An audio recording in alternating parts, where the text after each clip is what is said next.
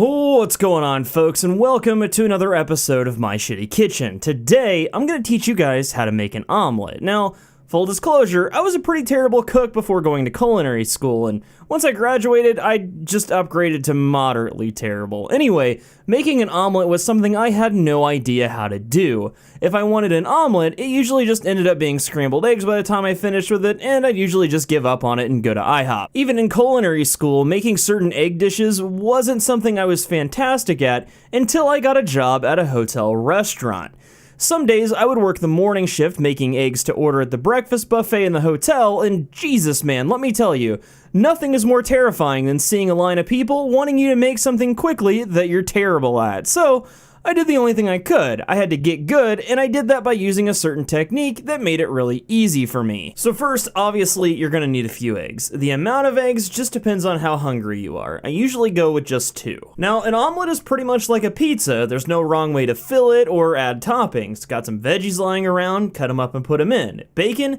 Absolutely. Cheese? Why wouldn't you? You know, you get the point. And that's pretty much it. All you need are a couple eggs and the toppings you want to use. I'm just making a simple omelet today to show you guys the technique, so I'm only going to use cheese for now. Do keep in mind that if you're going to use any other ingredients, some of them may need to be cooked before you put them into your omelet. Now that you've got all your stuff together, start by breaking your eggs into a bowl, measuring cup, or whatever you got lying around, and whisk them until they get frothy. If you look into the bowl, you don't want to see any of the little clear pieces. Those turn into white spots on the finished product, and while they don't really affect the taste, you'd get kicked out of a cooking competition for having them on your omelet. Anyway, once you've beaten your eggs sufficiently, you can fold in some cheese or sour cream and add a little pinch of salt. Now, there are 2 types of chefs, those that say eggs shouldn't be seasoned and those that say they should. I think you can guess what camp I belong to. Anyway, let's go ahead and cook this shit. Get a non-stick pan and put it on the stove over high heat. Add a generous amount of oil and let it get hot enough that it starts to shimmer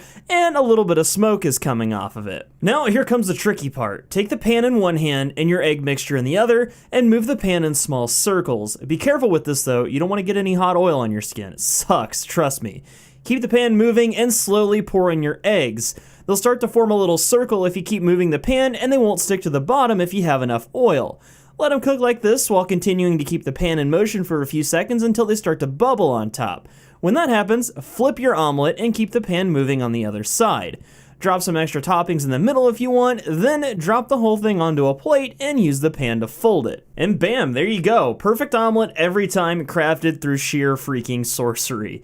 Do this for your friends and they'll think you're a wizard. Now, you'll notice that there's a little brown on the finished product. If I were in a competition, I would have lost a lot of points for this because scrambled eggs or omelets aren't supposed to have any color or browning on them, but I kinda like them this way. Now, one more thing, if you aren't comfortable flipping the omelet like I did, you can use a rubber spatula to help you out. If you want to practice the flipping technique without wasting food products, try flipping a piece of toast in a pan. The square edges make it really difficult to do, and if you can get that down, you should be pretty much good to go for anything. But that's gonna be it for today, folks. Hopefully this video was helpful, and if it was, hit that like button down below and get subscribed to the channel for more cooking content.